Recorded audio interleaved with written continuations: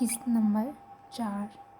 Azlan کی طنزیہ باتیں سن کر وہ اپنے منہ پر ہاتھ رکھتی واش روم میں چلی گئی۔ کہیں اس کا رونا دیکھ کر اذلان اسے پھر سے باتیں نہ سنا دے۔ وہ واش روم کی دیوار کے ساتھ ٹیک لگائے کافی دیر تک روتی رہی۔ جب اس کے دل کا بوجھ ہلکا ہو گیا تو باہر آ گئی۔ رونے کے باعث اس کی آنکھوں کے پپوٹے سوجن کا شکار ہو چکے تھے۔ اذلان اس وقت کمرے میں موجود نہیں تھا، اس لیے وہ خود بھی ڈریسنگ روم میں اپنے کپڑے چینج کرنے چلی گئی۔ وہاں سے فارغ ہونے کے بعد وہ مکانکی انداز میں چلتی واپس پھر اسی کوچ پر ہی آ کر بیٹھ گئی۔ ابھی سے کچھ ہی دیر گزری تھی کہ اذلان کسی سے فون پر بات کرتا ہوا کمرے کے اندر آیا اور اس کے ہاتھ میں زبردستی فون تھما دیا، جسے وہ ناسمجھ تاثرات سمیت پکڑے اپنے کانوں سے لگا چکی تھی۔ فون کے اسپیکر سے گونجتی آسماں بیگم کی آواز سن کر اس کے دل کو یک گنا سکون محسوس ہوا۔ السلام علیکم، اس نے سرگوشی نما آواز میں آسماں بیگم کو سلام کیا۔ کیسی ہو بیٹا؟ اذلان تمہیں تنگ تو نہیں کر رہا نا؟ آسماں بیگم نے چھوٹتے ہی زینی کی خیریت دریافت کی، جس کے جواب میں وہ کچھ کہنے کی بجائے باقاعدہ اذلان کی طرف پرنم نگاہوں سے دیکھنے لگی۔ وہ از خود بھی ماؤتھ پیس سے ابھرتی آسماں بیگم کی آواز واضح سن رہا تھا۔ زینب اذلان کی نگاہوں کے اظہار میں جگری فل گھبراہٹ کا شکار لگ رہی تھی۔ جی آنٹی، میں بالکل ٹھیک ہوں، آپ لوگ خیریت سے پہنچ گئے؟ زینی نے عقلانیے کے انداز میں آسماں بیگم کو اپنی طبیعت بتائی۔ ہم تو پہنچ چکے ہیں بیٹے، مگر آپ کی فکر ہو رہی تھی، اس لیے اذلان سے کہا میری آپ سے بات کروا دیں۔ آسماں بیگم کے پیار بھرے انداز پر وہ دھیمے سے مسکرا دی۔ چلو بیٹا، آپ لوگ ناشتہ کرو، اپنا اور اذلان کا بہت سارا خیال رکھنا، اور اگر یہ ذرا بھی تنگ کرے تو مجھے ضرور بتانا، میں اس کی اچھی طرح خبر لوں گی، ٹھیک ہے بیٹا؟ آسماں بیگم نے ایک دو باتوں کے بعد ایک بار پھر وہی بات دہرائی جس پر وہ بس جی ٹھیک ہے کہنے پر اکتفا کر سکی۔ کل کی آئی لڑکی کی زیادہ فکر ہو رہی ہے، میری نہیں، اذلان تھوڑی اونچی آواز میں بڑبڑایا، جسے زینی اپنی تیز سماعتوں کی بدولت بخوبی سن چکی تھی۔ آسماں بیگم نے رسمی سلام دعا کے بعد فون ڈسکنیکٹ کر دیا تھا۔ زینی نے ڈر کے مارے کانپتے ہاتھوں سے فون واپس اذلان کے ہاتھ میں تھما دیا، جسے تھام کر وہ کمرے سے باہر جانے ہی لگا تھا کہ اچانک پیچھے مڑا۔ جو ناشتہ کرنا ہو آرڈر کر لیں، میرے انتظار میں ہرگز نہیں بیٹھیے گا ورنہ تاعمر ایسے ہی بیٹھی رہیں گے۔ اذلان پھر طنز کے تیر اس پر اچھال کر جانے ہی لگا تھا کہ اسے اپنی سماعتوں میں زینب کی آواز سنائی دی۔ میں زینی سے ناشتے کے بارے میں ابھی کچھ کہنے ہی والی تھی کہ اذلان نے پھر سے اس کی بات درمیان میں اچک لی۔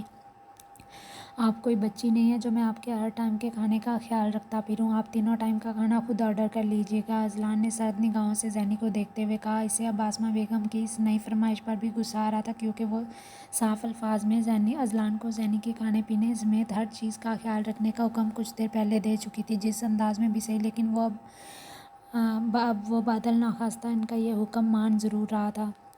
وہ میرا ذرا سی بھی دل نہیں کر رہا، زینی نے ہمت مجتمع کر کے اپنی بات اذلان کے سامنے جھجکتے ہوئے رکھی، جس نے اذلان کو مزید تپ چڑھا دی تھی۔ دل تو میرا بھی آپ کو اپنی آنکھوں کے سامنے نہیں دیکھنا چاہتا، تو پھر کیا کروں میں؟ مجبوری میں ہر کام کرنا پڑتا ہے، چاہے آپ کا دل چاہے یا پھر نہ چاہے۔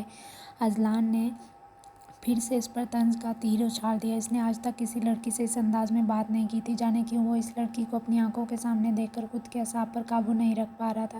اس کی بات پر زینی کچھ پل کے لیے نگاہیں جیسے جھپکنا بھول گئی ہو۔ وہ حنک بنی سے پرنم نگاہوں سے دیکھتی رہی تھی، کیونکہ اذلان کے طنزیہ وار نے اسے کچھ بھی بولنے کے قابل ہی نہیں چھوڑا تھا۔ اذلان اپنی بات کہتا وہاں سے چلا گیا اور پھر وہ کوچ پر ڈھہنے کے انداز میں بیٹھ گئی۔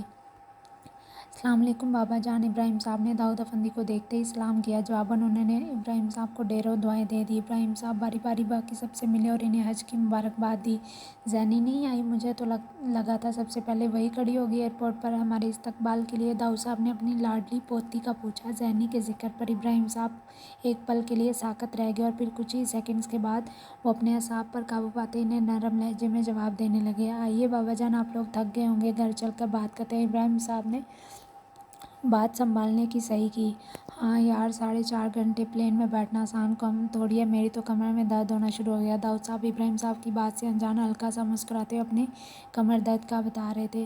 چلیے آپ اور بھائی میرے ساتھ میری کار میں چلتے ہیں، باقی سب دوسری کار میں ایڈجسٹ ہو جائیں گے۔ ابراہیم صاحب نے سب کو کار میں بٹھایا اور پھر گھر کی جانب چل دیے۔ کراچی سے لاہور کب تک شفٹ ہوتے رہو گے؟ زینی کی پڑھائی اگر لاہور میں ہی ہے تو پکا یہیں شفٹ ہو جاؤ۔ داؤد صاحب نے انہیں مستقلاً لاہور میں ہی شفٹ ہونے جانے کا مشورہ دیا، مگر جس بات سے ابراہیم صاحب اعراض برت رہے تھے وہ تھی زینی، اور بابا جان بار بار زینی کا ہی ذکر کر رہے تھے۔ آخر کو ان کی لاڈلی پوتی تھی جس سے وہ بے پناہ محبت کرتے تھے۔ جی بابا جان، ابراہیم صاحب کے اس بات میں سر ہلاتے ہی داؤد صاحب نے گہرا سانس بھرتے کار کی سیٹ کی پشت پر سر ٹکا دیا۔ تھوڑی دیر میں وہ لوگ ابراہیم پیلس پہنچ چکے تھے۔ یہ عالیشان گھر بہت ہی خوبصورت انداز میں ڈیزائن کیا گیا تھا۔ سب کچھ زینی نے اپنی پسند سے کیا تھا۔ آخر کو اس کے بابا کی اپنی کنسٹرکشن کمپنی تھی تو زینی نے ہر چیز اپنی مرضی سے تیار کروائی تھی۔ مین گیٹ پر پہنچنے کے بعد وہاں موجود گارڈز نے مستعدی سے گیٹ کھول دیا۔ دونوں کارز آگے پیچھے گیٹ کے اندر چلی گئیں۔ بابا جان سمیت سبھی کار سے اترے تھے کہ ان کی نگاہیں داخلی دروازے تک گئیں، جہاں سارا بیگم پہلے سے ہی ان کے استقبال کے لیے کھڑی تھی۔ انہوں نے خوش دلی سے مسکراتے سب کو ویلکم کیا۔ ابھی ٹی وی لاؤنج میں بیٹھے انہیں کچھ ہی دیر گزری تھی کہ سارا بیگم نے انہیں کھانا لگنے کا بتایا۔ سب کو لگا زینی شاید یونیورسٹی گئی اس لیے وہ یہاں نہیں، اس لیے کسی نے زیادہ پوچھا نہیں۔ گھر کے سب افراد آپس میں ہلکی پھلکی باتیں کرتے ہوئے کھانا کھا رہے تھے۔ جب بھی زینی کی کوئی بات ہوتی، ابراہیم صاحب اور سارا بیگم بس ہوں ہاں میں جواب دے دیتے۔ کھانے کے کچھ دیر بعد سب لوگ ریسٹ کرنے کے لیے اپنے اپنے کمروں میں چلے گئے۔ اس پل ابراہیم صاحب اور سارا بیگم نے بھی سکھ کا سانس لیا۔ گرلز، سب سے پہلے میں آپ کو سورۃ النساء کی آیت نمبر 11 اور 12 کا شانِ نزول بتاؤں گی، پھر ہم بعد میں اس کے احکامات ڈسکس کریں گے، اوکے؟ ایمان کی شیریں آواز پورے کلاس میں گونج رہی تھی، جس کے جواب میں کلاس نے یک بستہ جواب دیا تھا، یس میم۔ ایمان اب ڈائس سے ہٹ کر سامنے آ گئی، جہاں اس کی پوری کلاس لیکچر سننے کے لیے بےتاب نظر آ رہی تھی۔ اس آیت کے بارے میں کہا جاتا ہے کہ ایک صحابی کی بیوہ اور 2 بیٹیاں تھیں۔ شوہر کے بھائیوں نے ان کے مال پر قبضہ کر لیا تو یہ بیوہ رسول اللہ صلی اللہ علیہ وسلم کے پاس آئیں تو رسول اللہ صلی اللہ علیہ وسلم نے فرمایا جاؤ اور صبر کرو۔ پھر وہ وہاں سے چلی گئیں اور پھر واپس آ کر شکایت کی تو پھر یہ آیات مبارکہ نازل ہوئیں۔ وراثت کے علم کے بارے میں تو حدیث مبارکہ بھی ہے جس میں کہا گیا ایمان کی آواز کے علاوہ اور کوئی آواز کلاس میں سنائی نہیں دے رہی تھی۔ سب لڑکیاں اس کا لیکچر ہمیشہ ایسے ہی سنتی تھی۔ پھر اس نے اپنی مدھر آواز میں رس گھولتی آواز میں ایک حدیث مبارکہ پڑھی، میری امت میں سب سے پہلے جو علم اٹھایا جائے گا وہ وراثت کی تقسیم کا علم ہے، اس لیے ہمیں اس علم کو جتنا ہو سکے سیکھنا چاہیے اور خود بھی اور دوسروں کو بھی سکھانا چاہیے۔ سب سے پہلے میں آپ کو بتاؤں گی کہ مال کے ساتھ کون کون سے 4 حقوق تعلق رکھتے ہیں۔ ایمان نے اب بلیک مارکر اٹھایا اور بورڈ کی طرف بڑھی۔ نمبر 1، میت کی تجہیز و تکفین۔ نمبر 2، قرض کی ادائیگی اگر میت کے ذمہ واجب ہو تو۔ نمبر 3، اجرائے وصیت از ثلث مال۔ نمبر 4، بقیہ مال کی ورثاء میں تقسیم۔ ایمان نے یکے بعد دیگرے تمام حقوق لکھے اور پھر سامنے آ کر باقی کا لیکچر دینے لگی۔ سب سے پہلے ہمیں یہ جاننا ضروری ہے کہ ورثاء کی اقسام کتنی ہیں۔ ورثاء کی چند اقسام یہ ہیں، نمبر 1، ذوی الفرض، نمبر 2، اسباط، نمبر 3، ذوی الارحام۔ ذوی الفرض ایسے ورثاء ہیں جن کے حصے قرآن، حدیث یا اجماع امت سے معین ہوں۔ اسباط ایسے ورثاء ہیں جن کا حصہ تو مقرر نہ ہو لیکن ذوی الفرض کے نہ ہونے کی صورت میں کل مال ورنہ بقیہ مال لے لیتے ہیں۔ ذوی الارحام ایسے ہیں ذوی الفرض کے سوا وہ رشتہ دار جو مونس ہوں یا میت کی طرف براہ راستہ منسوب ہوں۔ سب کو سمجھ آ رہی ہے نا؟ کوئی کنفیوژن تو نہیں؟ ایمان نے ایک نظر کلاس کی جانب دیکھا کہ کسی کو کوئی سوال تو نہیں پوچھنا۔ جب کوئی جواب نہیں آیا تو اس نے لیکچر آگے کنٹینیو کیا، ایک مرد کا حصہ وراثت میں کتنا بنتا ہے یہ آپ لوگ ساتھ ساتھ نوٹ ڈاؤن کریں، پھر یاد ہونے میں آسانی ہوگی، جس پر سب لڑکیاں ساتھ ساتھ لکھنا شروع ہو گئیں۔ ایک مرد کا حصہ 2 عورتوں کے برابر ہوگا۔ اگر مرنے والے کے والدین یا ازدواج میں سے کوئی نہ ہو تو اولاد کے حصے کس طرح دیے جائیں گے یہ نوٹ کریں۔ اگر تو ایک بیٹا اور 2 بیٹیاں ہوں تو مال کے 2 حصے ہوں گے، ایک حصہ بیٹے کو اور دوسرا حصہ 2 بیٹیوں کے برابر تقسیم ہوگا۔ اگر تو ایک بیٹا اور ایک ہی بیٹی ہو تو مال کے 3 حصے ہوں گے، جن میں سے 3/2 بیٹا لے گا اور 3/1 بیٹی لے گی۔ اگر 2 یا زیادہ بیٹیاں ہوں تو مال کے 3 حصے ہوں گے، 2 حصے سب بیٹیوں میں تقسیم ہوں گے اور ایک حصہ باقی ورثاء میں۔ اگر صرف ایک بیٹی ہو تو مال کے 2 حصے ہوں گے، ایک حصہ بیٹی لے گی اور ایک حصہ باقی ورثاء میں تقسیم کیا جائے گا۔ نیکسٹ آپشن یہ ہے کہ اگر مرنے والے کے والدین اور اولاد ہو تو ان کا وراثت میں شریعت نے جو حصہ مقرر کیا ہے وہ یہ ہے کہ والدین کو علیحدہ علیحدہ 1/6 ملے گا اور باقی اولاد میں تقسیم ہوگا۔ یہ لیکچر ٹف ضرور ہے لیکن آپ لوگوں نے اسے ضرور یاد کرنا ہے، جہاں سمجھ نہ آئے مجھ سے دوبارہ پوچھنا ہے، میں آپ کو کلیئر کر دوں گی۔ اس پر سب لڑکیوں نے اس بات میں سر ہلا دیا۔ اگر میت کی اولاد نہ ہو تو مگر میت کے ایک یا زیادہ بہن بھائی ہوں تو اس میں سے ماں کو 1/6 حصہ ملے گا اور باقی باپ کو ملے گا، اور اگر باقی بہن بھائی نہیں تو ماں کو 1/3 حصہ ملے گا۔ اگر بیوی فوت ہو جائے تو شوہر کے حصے 2 طرح سے بنتے ہیں، مثلاً اگر اولاد نہ ہو تو نصف مال ملے گا، اگر اولاد ہو تو 1/4 حصہ ملے گا۔ اور اگر شوہر فوت ہو جائے تو بیوی کا حصہ بھی 2 طرح سے بنتا ہے، مثلاً اگر اولاد نہ ہو تو 1/4 حصہ مال کا، اور اگر اولاد ہو تو 1/8 حصہ مال کا۔ اور پھر ہم آ جاتے ہیں بہن بھائیوں کی اقسام پر۔ اس کی 3 اقسام ہیں: سگے، سوتیلے، رضاعی۔ سگے اور سوتیلے نسبی لحاظ سے ہیں۔ وراثت میں حقدار بہن بھائیوں کی اقسام بھی 3 ہیں: عینی، الاتی، اخیافی۔ عینی سگے بہن بھائی جن کے ماں باپ ایک ہوں، الاتی باپ کی طرف سے بہن بھائی جن کی شریک ماں دوسری ہو، اخیافی ماں کی طرف سے بہن بھائی جن کا شریک باپ دوسرا ہو۔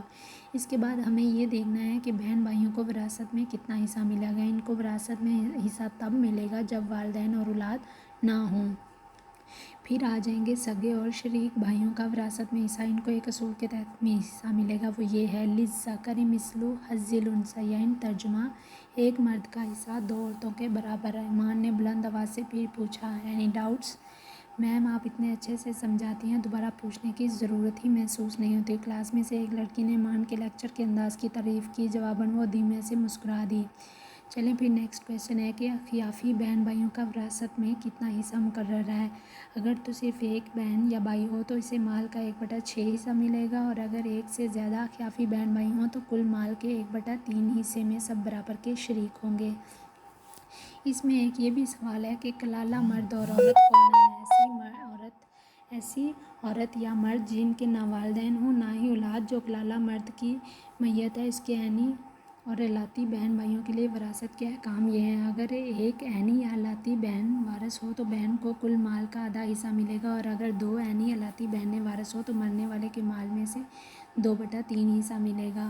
اور اگر میت کلالہ عورت کی ہو تو اس کے 2 احکام ہیں: اگر ایک عینی یا الاتی بھائی وارث ہو تو بہن کے کل مال کا وارث ہوگا، اور اگر متعدد ہوں تو تقسیم کا وہی اصول اپنائیں گے: ایک مرد کا حصہ 2 عورتوں کے برابر ہوگا۔ اخیافی بہن بھائیوں میں کلالہ میت کی تقسیم: اگر تو ایک سے زیادہ ہوں تو 1/3 حصہ سب میں برابر تقسیم ہوگا، اور اگر ددیال رشتہ دار نہ ہوں تو مال اس کے ماموں کو دیا جائے گا۔ ایسی ایک واقعے کی مثال دور نبوی میں بھی ملتی ہے۔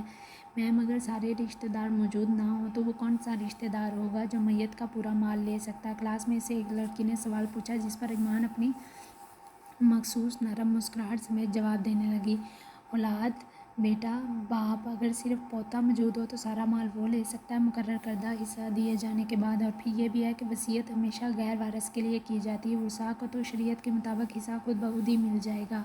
اوکے گرلز، امید ہے آج کے لیکچر سے آپ کے ذہن کے سارے سوالات حل ہو گئے ہوں گے۔ اگر کسی کو کوئی بھی مسئلہ ہو تو وہ بھی مجھ سے بنا جھجک آ کر پوچھ سکتا ہے۔ ایمان نے بلند آواز میں سب کو اللہ حافظ کہا اور پھر اپنا ہینڈ بیگ اٹھاتی لیکچر ہال سے باہر آ گئی، کیونکہ اس کی کلائی میں موجود ریسٹ واچ لیکچر کا ٹائم ختم ہونے کی نشاندہی کر رہی تھی۔ چلو یار جلدی چلیں، پھر پیپر کے بعد دی ٹائم ہی ملے گا کہیں بھی باہر آنے جانے کا۔ روشان زرار کو زبردستی ریسٹورنٹ لے تو آیا تھا، مگر ابھی بھی اس کا کار سے اترنے کو دل ہی نہیں چاہ رہا تھا۔ روشان کی وجہ سے زبردستی آنا پڑا، اس لیے وہ بھی دھیمی چال چلتا ہوا اس کے ساتھ چلنے لگا۔ ٹھیک ہے یار، چل تو رہا ہوں، ہاتھ تو چھوڑو، میں کوئی بچہ تھوڑی ہوں جو یہاں سے بھاگ جاؤں گا۔ زرار نے اب اس سے اپنا ہاتھ چھڑوایا اور ایک ہاتھ سے پکڑے ہوئے اسے اپنے ساتھ زبردستی لا رہا تھا۔ جس طرح کا تم نے منہ بنایا ہوا نا، سب کو یہی لگنا ہے کہ میں اغوا کر کے لا رہا ہوں تمہیں۔ روشان نے اس کے بگڑے موڈ کی طرف اشارہ کیا۔ روشان اچھے سے جانتا تھا کہ آج زرار ضرور کسی نہ کسی وجہ سے پریشان ہے، کیونکہ تبھی اس کا فون پاور آف ملتا تھا جب وہ ازحد پریشان ہوتا۔ جب اس کا فون پاور آف ملتا، روشان سمجھ جاتا تھا کہ آج اس کا موڈ بری طرح خراب ہے، اس لیے وہ ایسے دنوں میں اس کو کبھی بھی اکیلا نہیں چھوڑتا تھا، چاہے وہ کتنا ہی غصہ کیوں نہ ہو۔ آخر کو ان کی دوستی بھی تو اتنی گہری تھی، دونوں ایک دوسرے کے دل کا حال بنا کچھ کہے اچھے سے جان جاتے تھے۔ اس لیے زرار کا یہی ایک واحد دوست تھا جس نے اس کا ساتھ کبھی نہ چھوڑا، ورنہ بچپن میں سارے لڑکے اس سے دور بھاگتے تھے۔ ہر کسی کی رائے اس کے بارے میں مختلف تھی: یار عجیب نیلی آنکھوں والا لڑکا ہے، نہ کسی سے کوئی بات کرتا اور نہ ہی کبھی اسے کسی نے ہنستے ہوئے دیکھا، وغیرہ وغیرہ۔ لیکن روشان کو یہ نیلی آنکھوں والا لڑکا بہت ہی گہری سوچ کا مالک لگا تھا، اس لیے وہ لوگ تب سے اکٹھے تھے، اور زرار کو بھی روشان کی ہنسمکھ طبیعت بہت اچھی لگتی تھی۔ واہ، اور تم مجھے اپنی باڈی دیکھی ہے، دبلے پتلے سے تو ہو تم، کوئی بھی ایسا نہیں سوچ سکتا۔ زرار نے اس کی دبلی پتلی جسامت کی طرف اشارہ کیا اور خود ہلکا سا مسکرا دیا۔ ابھی وہ مین گیٹ سے اندر داخل ہونے لگے تھے جب کسی کے زور آور دھکے سے وہ ایک دم پریشان ہو کر 2 قدم پیچھے ہو گئے، مگر وہ بھاگتی ہوئی لڑکی اچانک اپنا توازن برقرار نہ رکھ سکی اور منہ کے بل نیچے گرنے ہی لگی تھی کہ زرار نے آگے بڑھ کر بروقتی سے اپنی مضبوط بازوؤں سے تھام لیا، ورنہ وہ لڑکی سیدھا منہ کے بل زمین پر گرتی۔ وہ دونوں ہی اس اچانک افتاد پر گھبرا گئے تھے اور پھر لمحے بھر کے بعد زرار نے اسے خود سے الگ کیا۔ روشان اب یکٹک نگاہوں سے دونوں کو ہی دیکھ رہا تھا۔ حیا تم ٹھیک تو ہو نا؟ مریم نے بھاگتے ہوئے اچانک اسے کسی کے ساتھ ٹکراتے دیکھا تو جلدی سے اس کے پیچھے آئی، جس پر حیا تو ایک دم خاموش ہو گئی، مگر زرار کی اگلی بات سن کر وہ بری طرح تلملا اٹھی اور اسے غصیلی نگاہوں سے گھورنے لگی۔ روشان اب مریم کو دیکھ رہا تھا جو اپنے چہرے پر فکرمند تاثرات سجائے حیا سے پوچھ رہی تھی، یہ کوئی پلے گراؤنڈ ہے جہاں آپ لوگ ریس لگا رہی ہیں؟ حد ہوتی ہے، مینرز نام کی کوئی چیز ہی نہیں ہے۔ زرار جو پہلے سے ہی غصے سے بھرا بیٹھا تھا اب اپنا غصہ اس لڑکی پر اتارتا ہوا تلخ لہجے میں بولنے لگا۔ اس سے پہلے کہ حیا اسے کوئی سخت سناتی، مریم فوراً معذرت خواہ انداز میں گویا ہونے لگی۔ I am so sorry, actually ہم ذرا جلدی میں تھے اس لیے آپ کو دیکھ نہیں پائے۔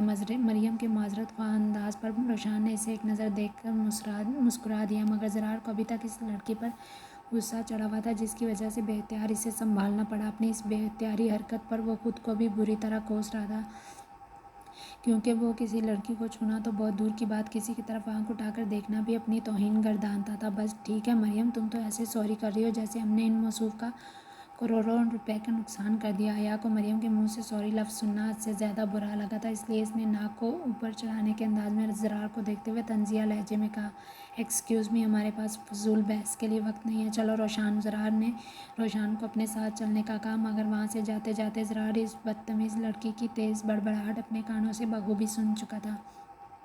اس کی بات سن کر اس کے چہرے پر از حد غصیلے تاثرات نمودار ہوئے۔ ورلڈ بینک کے پریزیڈنٹ ہیں نا، جو پوری دنیا کی معیشت ان موصوف کے کندھوں پر ہے، وقت کی کیسے بات کر رہے ہیں؟ حیا نے طنزیہ انداز اپناتے سر کو نفی میں جھٹکا دیا، کیونکہ عدم برداشت تو بچپن سے ہی اس کی شخصیت کا ایک اہم خاصہ رہی تھی۔ زرار تو فوراً واپس مڑتے اسے کچھ سخت سنانا چاہتا تھا، مگر روشان اسے اپنے ساتھ زبردستی وہاں سے لے گیا، وگرنہ اس ریسٹورینٹ کو میدان جنگ بننے سے کوئی بھی شخص روک نہیں سکتا تھا۔ بڑی بدتمیز ہو تم حیا، اپنی غلطی ماننے کی بجائے الٹا اسے ہی سنا رہی تھی۔ مریم نے خفگی سے گھورتے اس کے بازو پر دھموکا جڑا جواباً حیا نے ہنستے ہوئے اپنا بازو سہلایا، تمہاری ہی غلطی ہے نا، تم مجھے چیلنج دیتی کہ جو پہلے کار کے پاس پہنچے گا وہی ڈرائیو کرے گا، اسی چکر میں تیز بھاگ رہی تھی اور اس بدتمیز لڑکے سے ٹکرا گئی۔ حیا ناک کو اوپر چڑھاتے طنزیہ لہجے میں گویا ہو رہی تھی، پتہ نہیں خود کو سمجھتا کیا ہے خڑوس کہیں کا۔ مریم اس کے غصیلے لہجے پر فقط سر پیٹ کر رہ گئی۔ تم کبھی نہیں سدھر سکتی۔ مریم کے ڈپٹنے پر اسے پھر سے زرار کا غصیلا لہجہ آیا اور وہ پھر شروع ہو چکی تھی، تم نے اس کا لہجہ نہیں دیکھا؟ مریم کتنا اکڑ کا شکار لگ رہا تھا، وہ حیا کی سوئی ابھی بھی وہیں اٹکی تھی۔ اچھا چھوڑو، چلو اسے گھر چلتے ہیں۔ مریم نے اس کا دھیان بٹانے کی خاطر اسے زبردستی بازو سے تھاما اور پھر وہ دونوں ہنستے ہوئے پارکنگ لاٹ کی طرف چلی گئی، جہاں حسن صاحب اور رفعت بیگم ان دونوں کے باہر آنے کا ہی ویٹ کر رہے تھے۔ حسن صاحب کی سرپرائز برتھ ڈے پلان کرنے پر انہوں نے حیا اور مریم کو ٹریٹ دینے کا وعدہ کیا تھا، اور آج اپنے وعدے کے عین مطابق وہ اگلے اتوار ہی اپنی پوری فیملی کے ساتھ اس ریسٹورینٹ میں ڈنر کے لیے آئے تھے۔ حیا اور مریم دونوں ان کی بیٹیاں تھیں۔ مریم حیا سے 2 سال بڑی تھی، مگر ان دونوں کی دوستی اور قد کاٹ کی وجہ سے وہ عمر میں ایک ہی جتنی لگتی تھی۔ کچھ دیر پہلے حیا ریسٹورینٹ میں موجود ایک چیئر پر بیٹھی مزے سے آئس کریم کھا رہی تھی کہ اچانک مریم کے چیلنج دینے پر جلدی سے اٹھی اور آؤ دیکھا نہ تاؤ فل سپیڈ میں بھاگنا شروع ہو گئی۔ اس کے پیچھے پیچھے ہی مریم تھی، جو اسے آرام سے چلنے کا کہہ رہی تھی، مگر یہاں رش خاصا کم ہونے کی وجہ سے وہ اس کی بات کو اکثر نظر انداز کرتی مین گیٹ سے اندر آنے والے وجود سے بری طرح ٹکرا گئی۔ اس سے پہلے کہ وہ گرتی، زرار اسے اپنے مضبوط بازوؤں سے تھام کر اسے گرنے سے بچا گیا تھا، مگر اس کا تیز اور غصیلا لہجہ سن کر وہ بھی اپنے غصے پر قابو نہ رکھ سکی اور اپنی عادت کے مطابق اس سے بحث میں مصروف ہو گئی۔